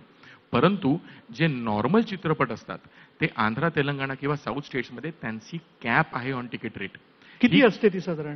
It depends on the scale of the film. हं. सो साधारणपणे 50 ते 80 इज द कॅप. म्हणजे काही काही तिकीट चित्रपटगृहामध्ये 20 पासून पण सुरू होते. सो इट्स अ व्हेरिड हे. पण 200च्या वरती जाणं इज अ बिग प्रोजेक्ट. 200च्या वरती गेलं तर लोक वैतागतात, लोक आरडाओरडा करतात आणि त्यांचे निर्माते ते चित्रपट रेट तेवढा ठेवतात. आम्हाला जरी कमी ठेवायचं असेल तरी आम्ही ठेवू शकत नाही, कारण आमच्या चेन्स ते अलाव करत नाहीत. आता ह्याच चेन्स साऊथमध्ये पण आहेत ना, पण तिकडे अलाव करतात. ह्या चेन्स इकडे अलाव नाही करत. गुरु भीष्म, हा विषय संपवत असताना म्हणजे हा प्रश्न संपवत असताना काय म्हणजे आता आपण भविष्यातला महाराष्ट्राचा विचार आपण करतो, काय करायला हवं? थिएटर्स बांधायला हवीत, वाढवायला हवीत? ही जबाबदारी नेमकी कोणाची? ती जबाबदारी आपण कोणावरती टाकूया? नाही आपण काय असतं की दरवेळेला ह्यावेळेचं गव्हर्नमेंट काही काही चांगले डिसिजन घेतात. आता मी एक नवीन GR येतो की महाराष्ट्र गव्हर्नमेंट विल मेक म्हणजे दिल फायनान्स 3 फिल्म्स वर 10 crore rupees. Very very healthy decision आहे तो, कारण दर सो मेनी विषय जे यायचे जे 10 कोटी चांगले होऊ शकतात. So it is a positive. खूप पॉझिटिव्ह गोष्टी येतात. आज त्या अहिल्याबाईंचा जो सिनेमा येतोय त्यासाठी त्यांनी कॅपच ठेवलेली नाहीये. बरं. म्हणजे तुम्ही जे आता टेंडर मागवलंय की तुमचा किती खर्च येतो. So there are some positive. पण एक जे पॉझिटिव्ह वाटतं ना, विच आय थिंक म्हणजे मी कायम बोलतो आणि त्याच्याशी मला कायम शिवाय घालतात की सबसिडी ही बंद करा. बंद केली पाहिजे. बंद केली पाहिजे. का? एक तर सबसिडी 40 लाख आहे, ती आता काय सिनेमाला 40 लाख डझंट मॅटर. हं. काही लोक त्या सबसिडीसाठी 70 लाखात पण सिनेमे करतात. असे असतात. आहेत की. आहेत म्हणजे. त्यामुळे क्वालिटी तुमची खराब होते, नंबर्स वाढतात उगाच. हं. आणि त्या म्हणजे मी कायम त्याच म्हणण्याचं की मी जेवढी मेहनत करतो ॲज अ फिल्म मेकर, तेवढीच एक रस्त्यात हातगाडी खेचणार पण तेवढीच करतो की त्याच्या मुलांना फीड करायला. मग मला स्पेशल ट्रीटमेंट का? मला सबसिडी का? अनुदानाची मला कोणीतरी फोर्स केलाय का की पिक्चर बनव? मला गव्हर्नमेंटने फोर्स केलाय का पिक्चर बनव? नाही. It is my choice to make a film. अनुदानाची जोडी नको. मला का द्यावंय? म्हणजे why am I so special? मला का देताय सबसिडी तुम्ही? बरं, माझं तेही म्हणणं आहे की ते पैसे जे राहतात म्हणजे जे तुम्ही ते ठेवलेत एक ह्या सबसिडीसाठी, तेच पैसे तुम्ही थिएटर बांधा की महाराष्ट्रात. आहे, चांगली आयडिया. करता येऊ शकतं तसं. ते करायलाच पाहिजे ना. सी, अनुदानामुळे किंवा सबसिडीमुळे कुठलीही इंडस्ट्री कधीच चालली नाही. It is always dependent. So डिपेंडन्सीवरती कुठलीही इंडस्ट्री कधीच चालू शकत नाही. बरं. It can is not possible. त्यापेक्षा हाच जो फंड आहे, हा फंड जर चित्रपटगृह वाढवण्यामध्ये केला किंवा तिकीट रेट कमी करण्यामध्ये केला किंवा अधिकाधिक पेनिट्रेशन करण्यामध्ये केला किंवा काही तालुक्यांच्या ठिकाणी जर जिथे लोकसंख्या किंवा फुटफॉल कमी आहे तिकडे छोट्या प्रकारचे चित्रपटगृह जर उभारली तर त्याच्यामुळे नक्कीच त्याला एक प्रमोशन मिळू शकतं. याच्यामध्ये एक पॉइंट असा होता की यामध्ये पूर्वी जो होता, जेव्हा सबसिडी नव्हती तेव्हा जो टॅक्स होता, त्याचे जे टॅक्सची जी रक्कम आहे ना, ती आपल्या निर्मात्यांना मिळायची. मला असं वाटतं सबसिडी बंद करून जी टॅक्सची रक्कम जर मिळत असेल ना, नाही, आता जीएसटी मध्ये ते नाही त्यांनी possible. काय होईल?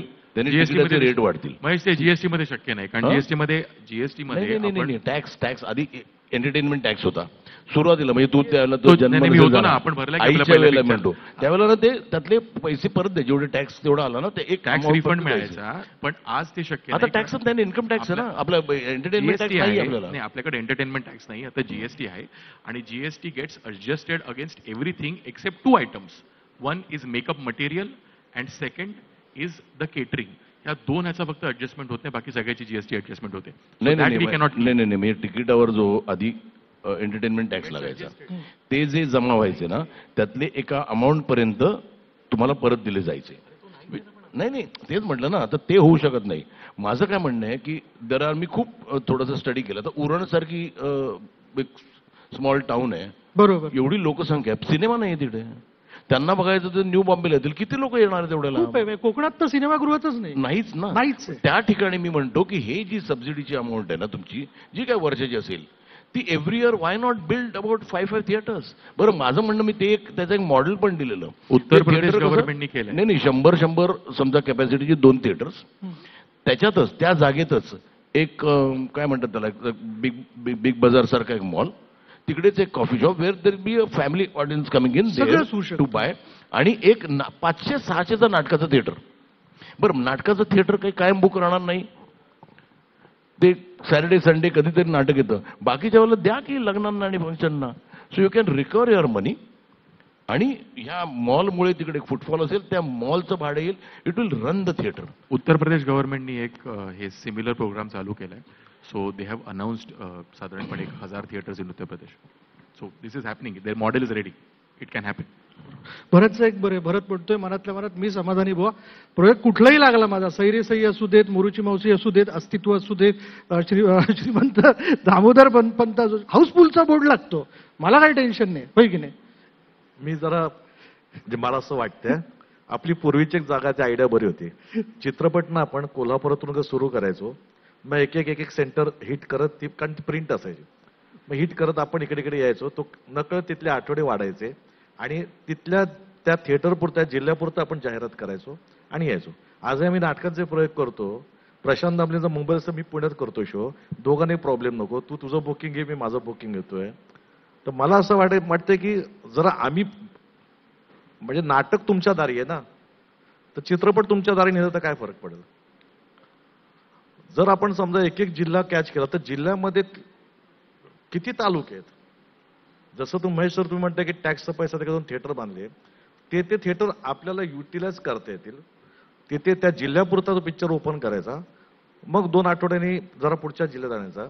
जर त्रास आहे पण ना, निदान ऑडियन्स पर्यंत आपण पोहोचल्यामुळे ऑडियन्स पैसा बघेल. ते शक्य का होतं आधी सांगतो मी तुला. त्यावेळेला हे पायरसी बिरसी नव्हती रे. त्यावेळेला एक थिएटर लागतोय तिकडे, आम्ही एकत्र लागायचंच नाही पिक्चर मराठी. आधी इथे करून मग तो तिथे, मग तिथे सातारा, प्रिंट कमी असायचं. पण आता म्हणजे तो पिक्चर लागला आदल्या दिवशीच येतो. आदल्या दिवशी असतो पिक्चर, दुसऱ्या दिवशी लोकलमध्ये माणूस लोकलमध्ये पिक्चर बघतात. अरे मला म्हणजे आता पायरसी बद्दल आपल्याकडे जे काय म्हणतात लॅक ऑफ अंडरस्टँडिंग आणि नॉलेज आहे. मला किती वेळा असं इंस्टाग्रामवरती वगैरे लोक मेसेज करतात, दादा चित्रपट लय भारी आहे, तिकीट कुठे मिळत नाही, लिंक पाठव ना.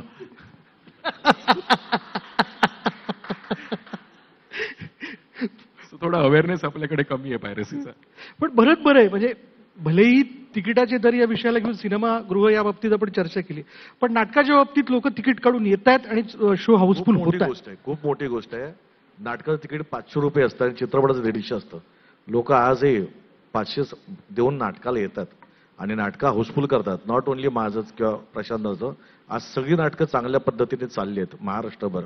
मुंबई पुण्यात तर आहेच, पण जिथे जिथे नाट्यगृह आहे, ज्या ज्या सेंटरला, बरीच म्हणजे नागपूरपासून मराठवाडा, विदर्भ, पश्चिम महाराष्ट्र घ्या आणि मुंबई पुणे नाशिक घ्या किंवा कोकण घ्या, खरंच नाटकाचे दिवस चांगले आहेत. लोक नाटक एक परंपरा, त्याच्या मागे एक संस्कृती म्हणतो आपण, ती आजही जोपासतात आणि त्यासाठी 500 रुपये तिकीट देऊन येतात. ही खूप मोठी गोष्ट आमच्या कलाकारांसाठी. पण तेच संकर्षणनी एक पोस्ट टाकली होती आत्ता परवाच्या दिवशी इंस्टाग्रामवरती, की जे त्याचं जन्मगाव आहे मराठवाड्यात, तिथेच तो नाटकाचा प्रयोग करू शकत नाही, कारण थिएटरच नाही आहे.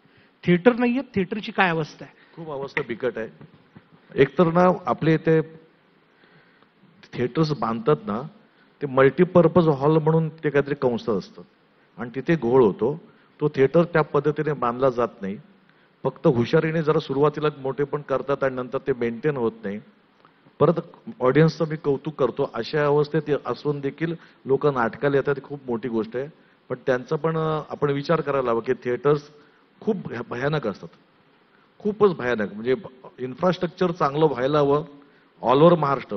मेन सेंटरला तर थिएटर्स आहेतच, पण आज गावागावात ज्या त्या थिएटर्स बांधले जातात ना, ते कोणालाही हाताशी न घेता, म्हणजे त्या क्षेत्रातले तज्ज्ञ लोकांना जर हाताशी घेतलं तर ते तेवढाच खर्च येतो, उलट पैसे वाचतील असं मला वाटतंय. नुसतं बांधायचं पण घाईघाईत थिएटर्स बांधतात आणि मग कळतं की अरे इथलं एसी बंद पडलंय, मग तिथलं काहीतरी पाणीच नाहीये, मग तिथे एक टॉयलेट नीट नाहीये. तर आणि त्या बदल्यात कधी कधी असं होतं की म्हणजे दुसरं एक मला सांगायचं की बऱ्याचदा राजकारणी लोकांच्या मिटिंग्सच लागलेल्या असतात. शनिवार रविवार वगैरे मिटिंग थिएटर अचानक तारीख काढली जाते. ज्यासाठी थिएटर बांधले आहेत त्यासाठी राहू देत. म्हणजे असं घडलंय तुझ्या बरोबर? बऱ्याचदा झालंय. मीटिंग सुरू आहे आणि तुला प्रयोगासाठी नाही, असं नाही झालंय. एका नाशिकला तर मीटिंग चालू होती, मी बरोबर टाइम संपता मी स्वतः स्टेजवर गेलो होतो होय ना? की माझा आता पुढे प्रयोग आहे, बाहेर ऑडियन्स आमच्या नावाने ओरडते. नाही सॉरी म्हणून ते नावं नाही घेत त्यांची, पण ते ग्रहस्थ बरोबर सॉरी म्हणून बाहेर गेले. पण ही सांगायची वेळ यायला नाही पाहिजे. ही सांगायची वेळ यायला नको. तर एका महानगरपालिकेचं थिएटर असं रिन्यू केलेलं, मी नाव नाही घेत होतं कुठलं जाते. आणि मग छान एक त्यांनी काय म्हणतात त्याला VIP रूम बांधलेली. मग तिकडे कमिशनर पण होता त्या, आणि मी असे बसलेलो गप्पा मारत की आता रिन्यू झालं, आणि त्यांना AC मधनं एक घुस येऊन अशी गेली. म्हणजे ना मी सर तुम्ही आतमध्ये स्टेजवर फिरतात. स्टेजवर फिरतातच पाया बियावर ऑडियन्सच्या. तर बरं, ही जी घुसखोरी होते ती थांबवू शकतो. बरोबर आहे, ती थांबवू शकतो आपण. पण महेश सर, जाता जाता आपल्याला विचारायचं, ही सेना, ती सेना, ही चित्रपट सेना, अशा बऱ्याच सेना आहेत. का ह्या सगळ्या एकत्र येऊन एक 10 कलमी कार्यक्रम आखत नाही? एक धडक देऊन चला हे ठरवायचं आणि हे संपवायचं, असं का होऊ शकत नाही? मला नाही वाटत. आता काय झालंय, त्या सेना बिन आधी होतं ते, म्हणजे येऊन कोणी चेक करणं कार्ड, आता नाही झालं. पण that is a very healthy thing. मी तर म्हणतो नकोच कुठल्या सेना. म्हणजे चित्रपटात तर नको. We are capable enough to handle our problems. आधी कसं व्हायचं पण सगळे एकत्रित येऊन? नाही एक काही गरज नाही ना, मला वाटतं काही गरज नाही. गरज नाही. आता आधी यायचे कोणतरी ते ज्युनियर आर्टिस्ट की कार्ड आहे का, मेकअप मॅनचं कार्ड आहे का, फायटिंगचं कार्ड आहे का. मला जर का मला माझी फॅमिली फीड करायची, मी का कुठल्या युनियनचा मेंबर होऊ? हे OTTचं काय करायचं? OTT हेड ऑफिसेस सगळे मुंबईमध्ये, पण मराठी चित्रपटांना उभं करत मराठी नाहीत ते. चित्रपटांना गिनत नाहीत ते. म्हणजे त्यांना, म्हणजे मला वाटतं त्यांना वाटतं की मराठी सिनेमा हा सिनेमा नाही, त्यामुळे ते मराठी सिनेमाच्या नादाला लागत नाहीत. आता त्याला सोल्युशन काय भगवान जाणे. काही तर असू शकेल. पुन्हा फिरून आपण तिकडेच येतो की मराठी चित्रपटाला प्रेक्षक नाही. Again chicken and egg. आम्ही जर चित्रपट बनवले तर त्याला टेकर मिळेल. आम्ही का नाही बनवू शकत? कारण तेवढं त्याचं म्हणजे लोक बघत नाहीत. सो हे जे धक्का स्टार्ट आहे ना, हे इंजिन धक्का स्टार्ट मारण्यासाठी एक धक्का मारायला लागेल. सो धक्का मारला ते इंजिन जेव्हा सुरू होईल तेव्हा ते ऑटोमॅटिक पुढे जाईल. त्यासाठी आपण सगळ्यांनी एकत्र मिळून त्याला एक धक्का मारायला लागेल. नाही जात नाही. आणि काय झालंय की आता मराठी निर्मात्याने ठरवलं की आमचं घेत नाही. मग ते एका चॅनलवर ते पेपर व्ह्यू, म्हणजे जे बघतील आणि पैसे येतील ते त्यांनाही ते आता सोपस्कर चांगलं झालं, ते सोयीस्कर झाले ते की आम्हाला पिक्चर पण मिळतोय, आम्हाला यांना पैसे द्यायला लागत नाही, जे बघतात त्यातलं यांना शेअर द्यायचा. सो त्याला आणि काय माहिती ना, तुम्ही लावून तर बघा की देर इज अन ऑडियन्स रे. म्हणजे आता ह्या देशातला आजचा सिनेमा मी बघतो ना, त्यात कंटेंट वाईज मला कुठला सिनेमा पॉझिटिव्ह वाटतो, मल्याळम सिनेमा तो मी बघतो. आणि त्यांना आहे की आला त्यांना नेटफ्लिक्सवर घेत आहेत. एकदा घेऊन तर बघा, पण ते त्या वाटेलाच जात नाहीत. म्हणजे त्यांना केदार त्यांना माहित नाही की मांजरेकर कोण आहेत, केदार शिंदे कोण आहे, किंवा ओम राऊत कोण आहे, त्यांना ठाऊक नसतं, त्यांच्या गावी नसतं, त्यांना कल्पना नसते या सगळ्या गोष्टीची. मला निदान नावं पाहून तरी मला 2 पद्धतीने याच्यात मार्ग दिसतो. मला असं वाटतं की हे सगळे ऑफिसेस कुठे आहेत? तर आपल्या महाराष्ट्रामध्ये. बरोबर, मुंबईत तर आहेत, मुंबईत आहेत हेड ऑफिसेस. त्यामुळे आपलं जे शासन आहे किंवा सरकार आहे, त्या लोकांनी त्यांना एवढं सांगण्याची गरज आहे की मराठीला एवढा पर्सेंटेज तुम्हाला द्यावेच लागतील. एक सक्ती जर हिंदीची करतात तर तिकडे जाऊन मराठी सिनेमाची करा ना, ते जास्त मला महत्वाचं वाटतं. आणि दुसरं विशाल, याच्यामध्ये ना महेश दादाचा एक पॉइंट करेक्ट आहे की आमच्याकडे सिनेमेच इतके आहेत ना की ते पण कंटाळलेत. कुठला तरी एक वेगळा सिनेमा घ्यायचा आणि तो चालला नाही ना की त्यांचं मन उडतं. मग यावर एक मार्ग असा असू शकतो की बेस्ट मराठीतले जे 5 ते 6 डिरेक्टर्स असतील ना, त्यांची कमिटी करा ना स्थापन. त्या 6 जणांनी तो सिनेमा बघायचा आणि त्यांनी त्याचे रँकिंग द्यायचं आणि सांगायचं की या व्यक्तीला बाबा घ्या तुमच्या प्लॅटफॉर्मवर, OTTवर हा सिनेमा जाऊ दे. अशा पद्धतीचा मार्ग मला दिसू शकतो. पण ओम, या सगळ्याच्या मध्ये रेग्युलर मराठीत काम करणारे दिग्दर्शक देखील दुसरं हिंदीकडे- काय माहितीये ना, अजून एक मग काही अशी व्यक्ती पण आहेत, म्हणजे त्यांना सिनेमा दिले तर ते जातात तिथे. बर, कळलं? हं. असंही आहे इथे, म्हणजे मला I don't want to take names, पण आहेत म्हणजे त्यांचं काय तिकडे लागेबांधीत मला कळत नाही. असंही एक गट आहे बा. हो, की त्यांचे सिनेमे तिकडे जातात. हा मग ते आपण सिनेमे करून त्यांना विकायचे का? हा, मग तसं काही होऊ शकतं का? मग देर इज नो सोल्युशन. आणि मी आता कसं केलंय, मी तो विचारच करत नाही. बर. एक मराठी सिनेमा करा, तो थिएट्रिकल लावा. आता सॅटेलाइट पण शून्य झालंय. आता कोण ते संडे बिंडेला संध्याकाळी 6 वाजता प्रीमियर बघायला कोणी जात नाही.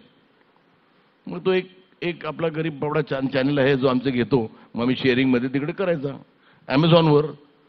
पण मला माहिती आहे ना, निदान तिथून सिनेमा लोकांपर्यंत पोहोचेल. पण ते विकत घेत नाहीत, ते शेअरिंगवरच आहेत. त्यामुळे थिएटर हा आपल्याला मराठी सिनेमा जर का करायचा असेल तो ऑडियन्सच्या जीवावरच करायचा. बरं, जाता जाता अगदी शेवटचा प्रश्न, म्हणून मराठीत रेग्युलर काम करणारे चेहरे आता हिंदीकडे वळालेत का? अगदी तुझ्या सकट बरीच नाव आहेत. लक्ष्मण उत्तेकर आहेत, आदित्य सरपोतदार आहे, समीर विद्वंस आहे, नागराज मंजुळे. खरं सांगायचं तर आता एकदम एकदम एकदम प्रामाणिकपणे सांगतोय, म्हणजे मराठी चित्रपट आणि हिंदी चित्रपट ह्याच्यामध्ये पूर्वी अंतर नव्हतं. म्हणजे जर आपण दादासाहेब फाळकेंच्या काळात किंवा शांताराम सरांच्या काळात, कोणामुळे कशामुळे ते अंतर निर्माण झालं, तर तेव्हापासून जे आमचे मराठीतले दादा कोंडके देखील जे मराठी चित्रपट बनायचे त्याचे डबल प्रिंट्स बनायच्या. ते मराठीतही व्हायचं आणि हिंदीतही व्हायचं. एका वेळेस सायमल्टेनियस भाषांमध्ये शूट करायचे. आणि तिकडनं हा खरं सांगायचं तर मराठी चित्रपट आणि हिंदी चित्रपटाचा प्रवास सुरू झाला. भारतीय चित्रपट सृष्टीचं खरं माहेर हे कोल्हापूर आहे. सो तिकडनं ह्याची सगळ्याची सुरुवात झाली. त्यामुळे मराठी चित्रपट आणि हिंदी चित्रपट याच्यामध्ये कधी फारकत नव्हती. त्यांचा प्रवास एकत्र सुरू झाला. नंतर काही काळ गेला आणि काही काळानंतर आय थिंक मराठीतला पहिला दिग्दर्शक जो हिंदीमध्ये ट्रान्सलेट झाला, दॅट इज महेश. महेशनी आई मराठीमध्ये केलं. पण आता उलट आहे, महेश सर पुन्हा हिंदीतनं मराठीकडे आले. नाही, हिंदीतून मराठीचं नाही. काय ऐकतो ना, मला हे सिनेमे कळत त्यांनी आता नाही. केलंच. माझं तेवढं डोकं नाही, मला हे सिनेमे बनवता येत नाही हिंदीचे. दुसरी गोष्ट काय माहिती ना, की आपण आपला जरासं बजेट वाढलं तर देर is a new market which will open, की तुम्ही तो पिक्चर हिंदीत डब करून नेऊ शकता. आज साऊथ डेअरिंग का करते? आज माझा मी एक 5 कोटीत पिक्चर बनवायचा, तो हिंदीत डब करून तिकडे रिलीज करायचा. 3 मार्केटमध्ये खेळतात. नाही, प्रॉब्लेम काय आहे, महाराष्ट्रात माझ्या मराठीचा बिझनेस मरतो की. म्हणजे परत तेच आलो की महाराष्ट्रात हिंदी सगळे बघतात, मग मराठी वेगळा कसा करायचा? सो तो फक्त इथे मराठी लावून बाहेर हिंदी ते पण नाही करतायत. पण जर का बजेट दिसलं, टॅलेंटचा बिलकुल अभाव नाही. We have talent which is on par with the best in the country. फक्त तो सिनेमा आज मी आज त्या कोण तो नाव तसं रे, आपण महेश लालबाग परळ 2 भाषांमध्ये केलं. पंकज त्रिपाठी लालबाग परळ 2 भाषात केलं, 2 भाषेत केला. पंकज त्रिपाठीला मी एक्सेप्ट करतो ना. आज तो छोटे छोटे रोल करायचा सिनेमामध्ये, आज एक्सेप्ट करतो तुम्ही. आज भरत जाधवला हिंदीमध्ये का नाही एक्सेप्ट करणार? हे कोणीतरी करणं गरजेचं आहे की ह्याला मला अख्ख्या देशभर दाखवायचं आहे. नट हा पंकज त्रिपाठी पेक्षा मी सरस म्हणतो ऋषभ शेट्टी ऑन पार आहे की नाही? ऋषभ शेट्टी हो, आम्हाला माहिती नव्हतं ऋषभ शेट्टी कोण आहे जोपर्यंत कंतारा आला. हो, मला वाटत होतो आकाश पेंढारकर आहे. म्हणजे तेच ना, म्हणजे तिकडे ऍक्टरला व्हॅल्यू आहे ना, ती आज आम्हाला भरतला का नाही आम्ही ऑल इंडिया विकू शकत? उलट दक्षिणेकडची लोक त्यांची पब्लिसिटी वाढवण्यासाठी आपल्या हॉलिवूडमधले बॉलिवूडमधले कलाकार जे त्यांच्याकडे घेतल्याचं आपण बघितलं. RR मध्ये अजय देवगण होता, आलिया भट होती. सो ते RRRचा स्कोप हा was to make a national film. The scope was to make a pan पण ते इंडिया फिल्म. आपल्याकडचे आर्टिस्ट वापरतात. आपल्याकडे मला असं वाटतं की असं काही बॅरियर नाही आहे. आय थिंक कलाकाराची भूक ही जास्तीत जास्त मोठ्या ऑडियन्सकडे पोहोचणे ही असते. म्हणजे तू माझा जर प्रश्न विचारलास तर मी माझं पहिलं पिक्चर मराठीमध्ये केलं, त्याचं साधारणपणे 13 कोटी कलेक्शन होतं. ते 13 कोटी जेव्हा कलेक्शन झालं तेव्हा असं लक्षात आलं की अरे वा खूप छान. त्याच्यातला एक खूप छोटा सेक्शन होता की ज्याच्यातलं कलेक्शन हे बँगलोरमधलं आणि मध्य प्रदेशमधनं आलं. सो मराठी भाषेच्या बाहेर काही लोकांनी हा चित्रपट बघितला. फार छोटा नंबर होता. त्यानंतर मी माझं दुसरं पिक्चर केलं. त्याचं box office was about 300 crores Tanaji. 370-371 होतं. त्याच्यातलं तेलुगू, आंध्रा, तेलंगणा ह्या मार्केटमध्ये साधारणपणे 14 कोटी मार्केट होतं. सो मला असं लक्षात आलं, मी पैशांचा आणि नंबरचा ही गोष्ट करत नाही. मी ते straight away translate to ticket rate, number of ticket sold आणि हेन्स जेवढ्या लोकांनी चित्रपट बघितला ह्याच्यासाठी म्हणतोय मी, नंबरची गोष्ट करत नाही. सो 14 कोटी तेलुगू लोकांनी हा चित्रपट बघितला. मला खूप जास्ती हे झालं की यार, मराठी चित्रपट मी करणारा मुलगा महाराष्ट्राच्या बाहेर मी देशामध्ये केला आणि आता तेलुगूमध्ये देखील जिथे म्हणजे हिंदी चित्रपट फारसे बघितले जात नाहीत, तिथं देखील माझं चित्रपट बघितलं गेलं. एका आर्टिस्टची भूक असते की अधिकाधिक ऑडियन्सकडे पोहोचणं. त्यानंतर मी तेलुगू चित्रपट केलं. त्या तेलुगू चित्रपटाचं काय म्हणतात ते जे मिनिमम गॅरंटी असते, the territory was sold for over 85 crores. Correct. So म्हणजे आंध्र तेलंगणा तेलुगू स्टेट्समध्ये वेंट टू अबाउट 120 crores, 120 कोटीच्या वरती गेलं. सो असं लक्षात आलं की अरे अधिकाधिक लोक आता बघतात. सो एका आर्टिस्टची जी गरज आहे, एका कलाकाराची जी भूक आहे, ती भूक ही मोठ्यात मोठ्या अधिकाधिक ऑडियन्सकडे पोहोचणंही असते. सो त्याच्यासाठी मला असं वाटतं की migration from one language to the other language होत असावं. पण भरत, एक हे पण आहे की OTTने आपल्याकडच्या बहुतांशी कलावतांना एक मोठं व्यासपीठ पण दिलं, होय की नाही? तू पण नुकतीच हो. मी आता एक केले, मटका किंग केली, पण आहे नाही असं नाही. आता काय झालंय, ते हिंदीतला पण तो जो हिरोइझम पण आहे ना, तो बाजूला गेलाय. आता कॅरेक्टर्स कॅच करणं चाललंय आणि आता बरेचसे बहुतांश हा नाही, आता कुठे बघा ना, OTTवर तर शक्यच नाहीये. बहुतांश आता कॅरेक्टर्स जर फिट असतील तर आपल्याला आता बोलायला लागले. तुम्ही मला तर आधी काय कोण बोलत नव्हतंच हिंदीत, पण आता मी ते काय म्हणतात, ओळखतात भरत जाधव असं? हा, पण ठीक आहे, सो जास्त नाही ओळखत. ओळखतील रे भरत, ती मटका की येऊ दे ना, ओळखतील. म्हणजे तेच म्हटलं ना की देर इज एक टॅलेंट आपल्याकडे अजिबात कमी नाही. There should be a believe की मला याला इंडियाचा चेहरा बनवायचा आहे. आणि मी खरंच सांगतो, म्हणजे मी हे भरतलाही बोललो, म्हटलं ह्या वर्षी होय, म्हटलं एक पिक्चर करायचा जो फक्त हिंदीत करणं भरतला घेऊन करीन. क्या बात आहे, क्या बात आहे. जोरदार टाळ्या मंडळी. मला असं वाटतं खूप सकारात्मक नोटवरती आजच्या चर्चेत आपण इथे थांबतोय. आपल्या सगळ्यांचे खूप खूप धन्यवाद. पुढला महाराष्ट्र, कलाधिपती महाराष्ट्र म्हणत असताना नेमका कसा असावा, काय समस्या, या विषयाला घेऊन आपण चर्चा केली.